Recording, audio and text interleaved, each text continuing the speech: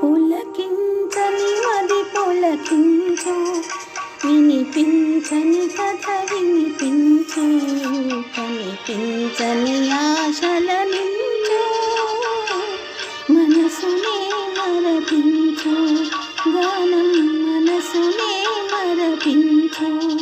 పులకించని మది పులకించు, వినిపించని కథ వినిపించు, కనిపించని ఆశల నించు, మనసునే మరపించు, గానం మనసునే మరపించు. కమల గంగానదిలో స్నానమాచరించడానికి వెళ్ళి గంగానదిలో ఆమె వస్తువులు కొన్నిటిని విసిరివేసి గంగానది ఒడ్డున నడుస్తూ నడుస్తూ కాశికాపురానికి బయలుదేరింది. మధ్యలో ఒక ఊరికి వెళ్ళి మధ్యరాత్రి ఆ ఊరంతా తిరిగి పిచ్చిదానిలా మళ్ళా గంగానది ఒడ్డుకు వచ్చి మర్రి చెట్టు కింద పడుకొని ఉంటుంది. తెల్లవారుతుండగా ఒక ప్రయాణికురాలు వచ్చి ఆవిడను ఎగాదిగా చూసి ప్రశ్నలతో ఉక్కిరి బిక్కిరి చేస్తుంది. చూడండి మీరే. నీ పేరేమిటి? కమల. నువ్వు ఇనుపగాజులు వేసుకున్నావంటే నీ భర్త బతికి ఉన్నాడు కదా అని అడిగింది నవీనకాళి. మా పెళ్ళి కాగానే అతను కనపడకుండా పోయాడు అంది కమల. కమలను మీది నుండి కింది నుండి మీదికి ఏగాదిగా చూస్తూ పట్టుమని 15 ఏళ్ళైనా ఉన్నట్టు కనపడటం లేదు, కానీ ఎంతో పెద్దదాని వలె ఉన్నావు, ఎందుకు అన్నది. నా వయసు ఖచ్చితంగా ఎంతో తెలియదు, కానీ 15 సంవత్సరాలు ఉండవచ్చు అంది. మీరు బ్రాహ్మణులు కారా అడిగింది. బ్రాహ్మణులమే అంది కమల. మీ వారెక్కడున్నారు? మా వారు ఈ పుట్టిన ఊరికి నేను ఎన్నడూ వెళ్ళలేదు. నా తండ్రి విసుకాలి నుండి వచ్చాడు. అయితే నీ తల్లిదండ్రులు? మా అమ్మ నాన్న ఇద్దరు చనిపోయారు అన్నది కమల. నా ఆశీస్సులు నీకెప్పుడు ఉంటాయి, నీవేం చేస్తావు అన్నది నవీనకాళి. ఎవరైనా నేను ఉండడానికి కొంచెం స్థలము 2 పూటలా తిండి పెట్టేవారు మంచివారుగా దొరికితే నేను వారింట్లో ఉండనిచ్చినందుకు వారింటి పనిలో సాయపడతాను. నాకు ఎవరింట్లో ఎలా మసులుకోవాలో తెలుసు అంది కమల. వంట మనిషి ఒక్క పైసా ఇవ్వకుండా వెట్టి చాకరీ చేసేందుకు దొరుకుతున్నదని నవీనకాళి మనసు లోపల సంతోషపడుతుంది, కానీ బయటపడకుండా జాగ్రత్త పడింది. మాకైతే వంట మనిషే అవసరం లేదమ్మా, అంటే మా ఊరు నుండి నా వెంట బ్రాహ్మణ నౌకర్లను తెచ్చుకున్నాం. అంతేకాదు, నువ్వు బ్రాహ్మణ అమ్మాయి అవునో కాదో తెలియకుండా ఎలా ఉద్యోగంలో పెట్టుకునేది? వంట మనిషిని కుదుర్చుకుంటే నెలకు 14 రూపాయలే కాదు, తిండి బట్ట అడుగుతున్నాడు. నువ్వు చూస్తే కష్టంలో ఉన్నావు, బ్రాహ్మణ పిల్లవు అంటున్నావు, కాబట్టి నువ్వు మా వెంట వస్తేనే నీకు మంచిది. నీ తీరుగా తినేవాళ్ళు మా ఇంట్లో చాలామంది ఉన్నారు. ఇంతమంది తినగా చాలా ఆహారం రోజు పారేస్తున్నాం. అంతేకాదు, నీతో పంచాయతీ పెట్టుకునేవారు అక్కడ ఉండరు. మా ఇంట్లో నీకు ఎక్కువ పని ఉండదు. నేను మా వారు ఇద్దరమే ఉంటాం. నా కూతుర్లు అత్తగారింటికి వెళ్ళారు. ఒక కుమారుడు ఉన్నాడు. అతను సిరాజ్గంజ్లో న్యాయవాదిగా చదువు పూర్తి చేశాడు. 2 నెలల క్రితం ప్రభుత్వం నుండి ఉద్యోగంలో చేరమని ఉత్తరం వచ్చింది. నేను నా భర్తతో మన అబ్బాయి అంత దూరం వెళ్ళి పనెందుకు చేయాలి, మనకేమన్నా గతి లేదా? సరే, ఇంత మంచి ఉద్యోగం అందరికీ రాదు, కానీ ఏదో పేదవాళ్ళు ఉద్యోగాల కోసం అంత దూరం వెళ్ళారంటే అర్థం ఉంది, కానీ మనకు అవసరం లేదు కదా అన్నాను. మా వారన్నారు కదా, ఓ నా భాగ్యదేవత, మీ ఆడవాళ్ళకి ఏం తెలియదు, మోటో న్యాయాధికారిగా నియమించటం బతుకుతెరువు అనుకుంటున్నావా? అలా దాని కొరకు వెంపార్లాడటం లేదు. మన అబ్బాయి లాంటి వాళ్ళకి ఏదో ఒక వృత్తి ఉండాలి. నీకు తెలుసు కదా, అటువంటి ఉద్యోగం లేకుంటే ద్రోహి అనో ఇంకేదనో ఎందుకు పనికిరాని వాడనో ఏదో ఒక నింద వేస్తారు. అందుకొరకు న్యాయాధికారిగా పనిచేయాలి అన్నారు. గాలి వాటానికి పడవలు నది మీద వేగం పుంజుకున్నాయి. కొద్ది గంటలలోనే కాశికాపురానికి చేరుకున్నారు. యాత్ర బృందం పట్టణం చివర ఉన్న చిన్న తోటలో 2 అంతస్తుల ఇంటికి తొందరగానే చేరుకున్నారు. అక్కడికి వెళ్ళేసరికి వంటకు కుదిరించుకున్న బ్రాహ్మణుడు లేనే లేడు. నౌకర్లలో ఒక బ్రాహ్మణుడున్నది మాత్రం నిజం. అతన్ని ఒరిస్సా నుండి పిలిపించుకున్నారు. ఒరియా ప్రాంతపు కూలీలు ఈశాన్య భారతంలో చాలా తక్కువ వేతనానికి దొరుకుతారు. అంతేకాకుండా కమల వచ్చిన కొద్ది రోజులకే వంట బ్రాహ్మణుని మీద చాలా కోపంతో ఎన్నో మాటలు అని అతని జీతం కూడా ఇవ్వకుండానే నవీన కాళి పంపించి వేసింది. నెలకు 14 రూపాయలకు ఇంకో వంట మనిషి దొరకకపోవడంతో వంట పని ఇంటి పని మొత్తం కమల మీదనే పడింది. నవీన కాళికి నోటి దురుసు ఎక్కువ. కమల, నీకు తెలుసు కదా, వారణాసిలో నీ వంటి వయసు ఆడపిల్లలు బతకడం కష్టం. నువ్వు గోడ దాటి బయటికి వెళితే రక్షణ ఉండదు. నేను గంగా స్నానానికి వెళ్ళినా, విశ్వేశ్వరుని దర్శించుకోవాలనుకున్నా నా వెంట నిన్ను తీసుకుని వెళ్తాను, సరేనా అన్నది నవీన కాళి. ఎటు చేసి కమల తన గుప్పెట నుండి జారిపోకుండా ఉండడానికి కమల మీద ఎక్కలేని కుటిల ప్రేమను ఒలకపోసింది. కమలకు కూడా తన 7 పిల్లలతో కలవాలి అనుకోవడమో, తన కులం వారితో ముచ్చట్లు పెట్టాలనో, ఎవరినైనా స్నేహితులుగా చేసుకోవాలనో అని అనుకోదు. రోజంతా కమలకు పనిచేయడంతోనే గడిచిపోతుంది. కాశీకి వచ్చిన నాటి నుండి సాయంకాలం నవీన కాళి తన బంగారు నగలు, వెండి సామాన్లు, పట్టుబట్టలు ఎలా దొంగలు దొంగిలించుకుపోయారో చెప్తుంది. మా వారికి ఇత్తడి పాత్రలలో తినడం ఇష్టం ఉండదు, ఆయనకు అలవాటే లేదు. దొంగలు కొన్ని వస్తువులు ఎత్తుకుపోయారు, అయినా తొందరలోనే పోయినటువంటి వస్తువులు మళ్ళీ కొనాలని కొంటానని అంటారు మా వారని చెప్తుంది నవీన కాళి. ఎంత డబ్బున్నా మనం రేపటి గురించి ఆలోచించాలి కదా. నేను ముందు చూపున్న మనిషిని, నీకు తెలుసు కదా. మా ఇల్లు చాలా పెద్దది. రోజు చాలామంది నౌకర్లు తిని తిరుగుతుంటారు. 20-30 మంది కంటే ఎక్కువే జనాలను మేము భరించలేము. అందుకే వేరే ఇల్లు అద్దెకు తీసుకుందామని నా భర్త చెప్పాడు. కానీ నేనే వద్దన్నాను. అంత ఖర్చు నేను పెట్టలేను, ఇక్కడే ప్రశాంతంగా ఉంది. ఎంత ఎక్కువ గదులున్న ఇల్లు అయితే, ఎక్కువ నౌకర్లు ఉంటే నాకు విశ్రాంతి అన్నది ఉండదంటూ ఏవేవో గొప్పలు చెప్తూనే ఉంటుంది నవీన కాళి. నవీన కాళి ఇంట్లో కమల జీవితం లోతైన నీటి అడుగున బురదలో చిక్కుకున్న చేపలాగా ఇంటికే పరిమితమైంది. ఆమె రక్షణ నుండి తప్పించుకోవాలంటే ఎక్కడికి వెళ్ళగలదు? ఎవరున్నారు ఆమెకు? వెళ్ళేందుకు ఒక చోటు అంటూ ఉంటే కదా వెళ్ళడానికి. అందుకే ఏమీ తోచక అక్కడే పడి ఉంటున్నది. ఇదివరకే జీవితంలో అనేక మజిలీలు, అవేవి సంతోషకరమైనవి కావు. బయట ప్రపంచంలోకి వెళ్తే ఇంకా ఎన్ని కష్టాలు ఎదుర్కోవాల్సి వస్తుందనే భయంతో మనసుకు నచ్చకపోయినా ఈ మాత్రం తలదాచుకునే అండ దొరికిందని తను బయటకు వచ్చే ఆలోచన చేయడం లేదు. తన అల్పబుద్ధితో నవీన కాళి కమల మీద ప్రేమ ఉన్నట్టు నటిస్తుంది, కానీ ఆమె అంటే సహించలేకపోతున్నది. రాత్రి పగలు కమలను ఎలా వదిలించుకోవాలా అని ఆలోచిస్తున్నది. అందుకే కమలను సూటి పోటి మాటలు అంటున్నది. తీరిక సమయంలో నవీన కాళి పక్కన కూర్చోవడం కంటే అలసటైనా సరే ఏదో ఒక పని చేస్తూ గడపడమే మేలు అనుకుంటున్నది కమల. ఒకరోజు ఉదయమే నవీన కాళి, ఇదిగో అమ్మాయి, ఇటు చూడు, నువ్వు వంట కమ్మగా చేసేదానివే, ఆ విషయాన్ని నేను ఒప్పుకుంటాను. కానీ నెయ్యి అంత ఎక్కువగా ఎందుకు వాడుతున్నావో తెలియడం లేదు. అసలు ఆ నెయ్యి అంతా ఏం చేస్తున్నావు? నా భర్తకు ఆరోగ్యం సరిగా లేదు. మామూలు భోజనానికి బదులు ఆయనకు రొట్టె కావాలి. అలా అని ఆ రొట్టెలకు అంత నెయ్యి వాడాలా? నీకన్నా ముందు ఉన్న వంట బ్రాహ్మణుడు కూడా నేతి రొట్టెలే చేసేవాడు. కానీ అంత నెయ్యి వాడకపోయినా వంట మొత్తం చాలా రుచిగా ఉండేవి అన్నది. కమల నవీన కాళికి ఎన్నడూ ఎదురు జవాబు చెప్పలేదు. ఆమె ఎంత తిట్టినా ఏమీ విననట్టు మౌనంగా తన పని తాను చేసుకునేది.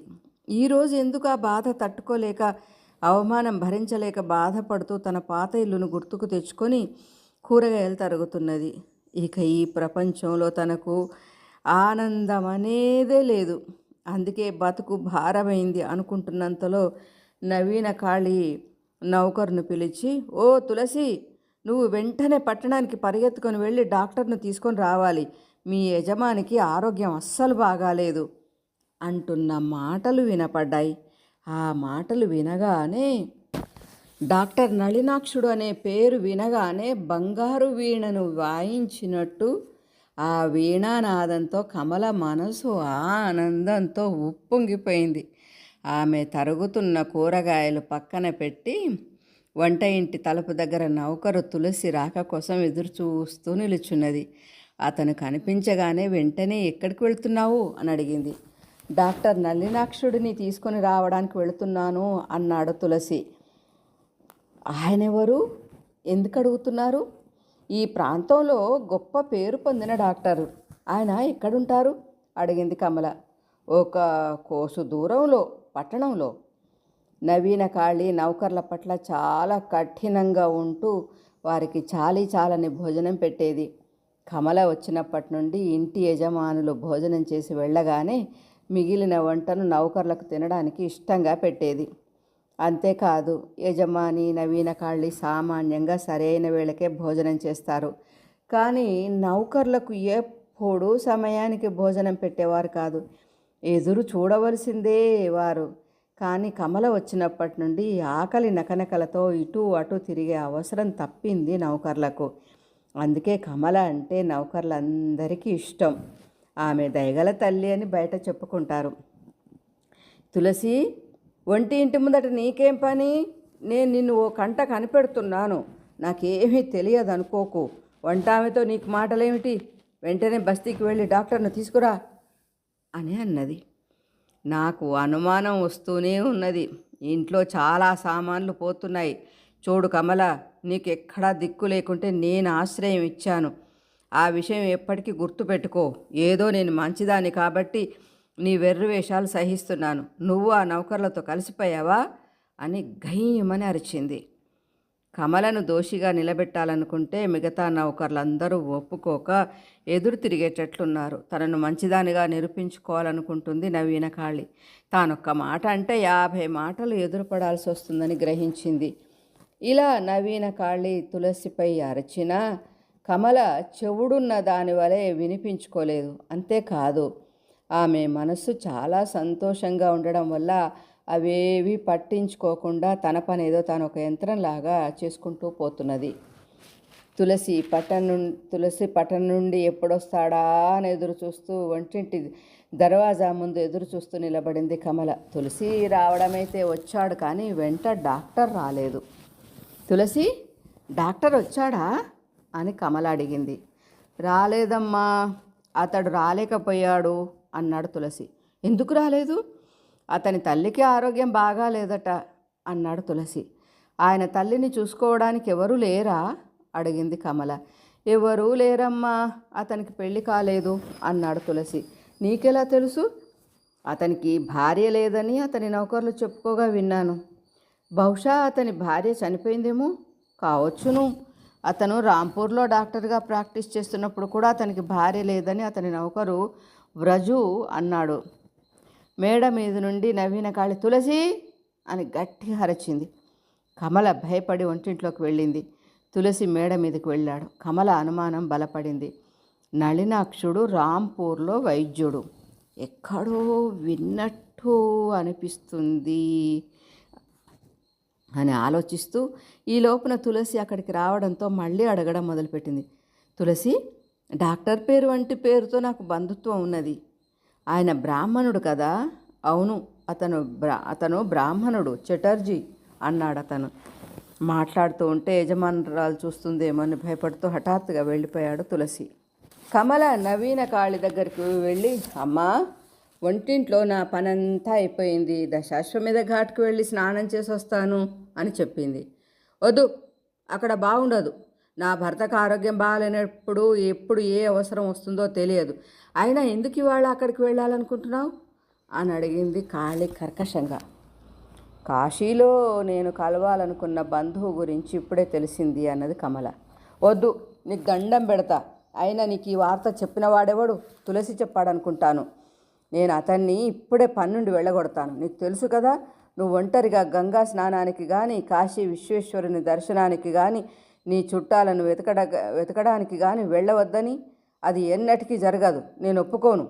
నేనేం చిన్నపిల్లని కాదు. నువ్వేవేవో కబుర్లు చెప్తుంటే వినడానికి తెలిసిందా అని అరిచింది నవీన కాళి. కాసేపైనా కాకుండానే తులసిని ఇంటి నుండి పంపించేందుకు కూలివాడిని పిలిచి తులసిని వెంటనే ఇంటి నుండి వెళ్ళగొట్టమని, ఇంకెప్పుడు అతను తన ఇంటికి రావద్దని చెప్పింది. ఇతర నౌకర్లు కమలతో మాట్లాడవద్దని అందరినీ హెచ్చరించింది నవీనకాళి. నళినాక్షుడి గురించి పూర్తి సమాచారం తెలియకపోవడం చేత కమల ఇంతకాలం ఓపిక పట్టింది. కానీ ఆమెకిప్పుడు ఎప్పుడెప్పుడు తన భర్త దగ్గరికి వెళ్తానా అని, ఇదే పట్టణంలో నా భర్త ఉన్నప్పుడు నేను ఎవరి దగ్గరనో అనాథ వల్ల ఎందుకు పడి ఉండాలని ఆలోచిస్తూ అలా కూర్చున్నది కమల. ఆమెకు ఏ పని చేయడానికి మనసొప్పడం లేదు.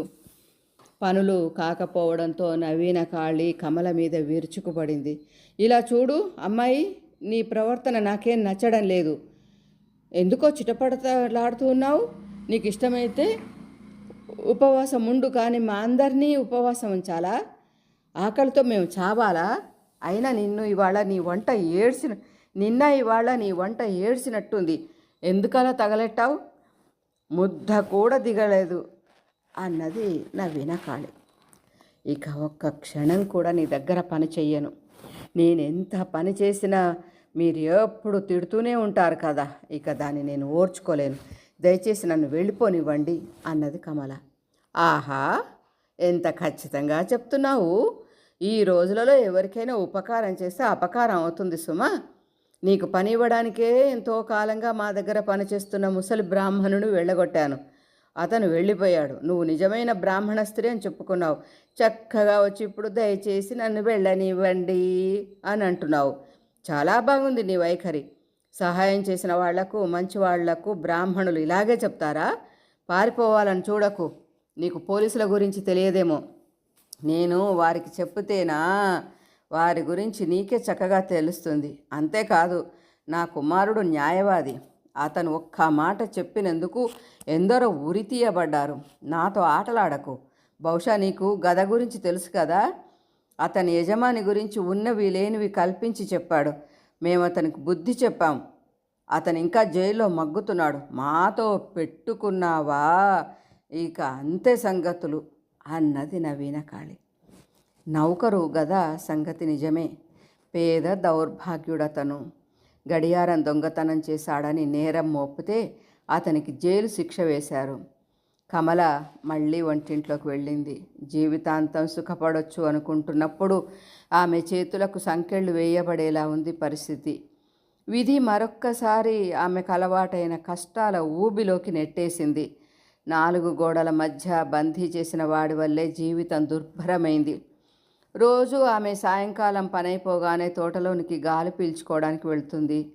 అలాగే ఈరోజు కూడా వచ్చి ప్రహారీ గోడ దగ్గర నిలబడి పట్టణం వైపు వెళ్లే దారిని చూస్తూ నిలబడింది.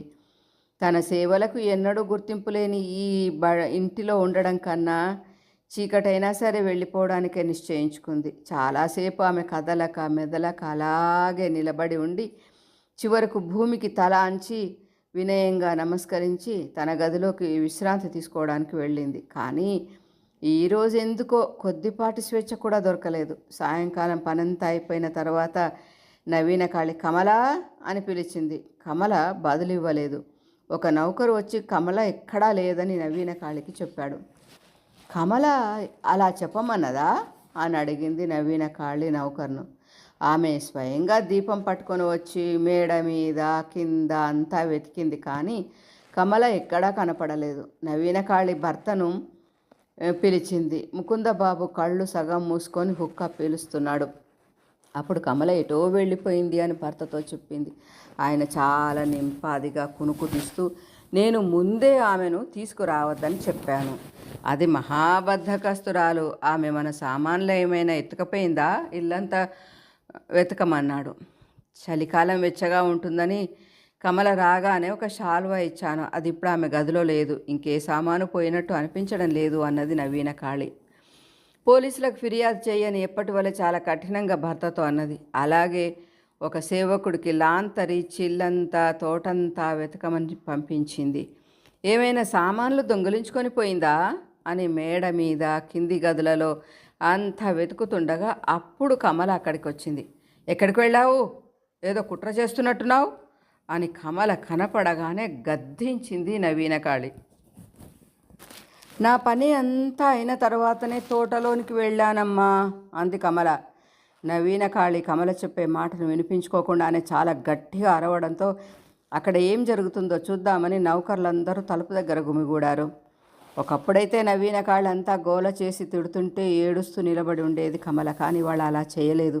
రాతి బొమ్మ వలె ఏం మాట్లాడకుండా కదలకుండా ఆమె తిడుతున్నంతసేపు నిలబడి ఆమె కొంచెం శాంతించగానే, నేనంటే నా పనంటే మీకు ఇష్టం లేనప్పుడు నన్ను వెళ్ళనీయండి, అదే మంచిది అన్నది కమల. అవును, అలాగే పంపించేస్తాను. నీ వంటి కృతజ్ఞత లేని పశువును ఇంకెంతకాలం మేపినా లాభం ఏముంటుంది? నువ్వు ఇక్కడే ఉన్నా నీకు అన్నం బట్ట ఇస్తాను అనుకోకు. అలా అనుకుంటే పొరబడ్డట్టే.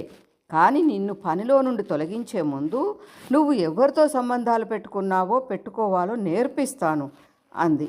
ఇక మళ్ళీ ఎప్పుడు కమల గడప దాటి వెళ్ళడానికి ధైర్యం చేయలేదు. అందున తనకు జీవితం మీద విరక్తి పుట్టింది. ఇక బతికి ఉండడం అనవసరం. ఈ లోకంలో ఎలాగో ప్రశాంతత అనేదే లేదు. చనిపోతే పైలోకంలోనైనా శాంతంగా ఉండవచ్చు అని తనను తాను ఓదార్చుకుంటూ గది నుండి బయటికి రానే లేదు. ముకుందబాబు విలాసంగా గడపడానికి వేశ్యవాటికకు 2 నౌకర్లను తోడు తీసుకుని వెళ్ళాడు. అతడు వెళ్ళిపోగానే ఇంటి ముందటి తలుపుకు లోపలి వైపు తాళం వేశారు. చీకటైంది. ఎవరో బయట నుండి ముకుందబాబు ఉన్నాడా అని పిలిచినట్టు వినపడింది. నవీనకాళి మేడ మీద నుండి చూడగా వచ్చింది డాక్టర్ నళినాక్షుడు. బుధియా, ఓ బుధియా అని పిలిచింది. కానీ అతను ఎక్కడా కనపడలేదు. వెంటనే నవీనకాళి కమల వైపు చూసి, కిందికి వెళ్ళి తలుపు తెరుస్తావా? నా భర్త బయటికి వెళ్ళాడని, తొందరగానే వస్తాడని డాక్టర్కి చెప్పు. కొద్దిసేపు ముకుందబాబు గారి కోసం ఎదురు చూస్తారేమో, డాక్టర్ని గారిని అడుగు అంది నవీనకాళి.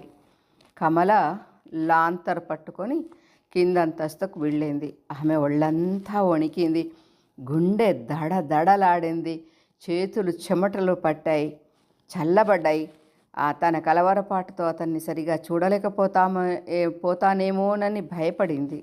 ఆమె తలుపుకున్న గొళ్ళాన్ని ఊడదీసి ముఖంపైకి మేలిముసుగును లాక్కొని తలుపు తెరిచి గడప దగ్గర నళినాక్షుని ఎదురుగా నిలబడింది. ముకుందబాబు ఇంట్లో ఉన్నారా అని అతడు అడిగాడు. లేరు, దయచేసి లోపలికి రండి అని కమల అన్నది. ఆఫీసు వలె వాడుకుంటున్న ఇంటి ముందర గదిలోకి వచ్చి అక్కడ ఉన్న కుర్చీలో కూర్చున్నాడు. అప్పుడు బుధియా వచ్చి, అమ్మా నేను వచ్చాను, మీరు మీ పని చూసుకోండి అన్నాడు. కమలకు శ్వాసకోశాలు పగిలిపోతాయేమో అన్నంతగా రొప్పు వచ్చింది. నళినాక్షుడు స్పష్టంగా కనపడే విధంగా వసారాలో ఒక మూలన కమల తూలుతూ పోయి అక్కడ తన మనసులోని అల్లరిని తప్పించుకోవడానికి నేల మీద కూలబడింది. తల నుండి కాళ్ల వరకు వణుకనే కత్తెరతో కత్తిరించినట్టుగా ఉంది. అప్పుడే సన్నటి పిల్లగాలి ఒంటికి తాకి కాస్త మనసు కుదుట పడింది. నళినాక్షుడు తనకు ఆనందం కలిగించే ఏదో ఒక ఆలోచన చేస్తూ కూర్చున్నాడు.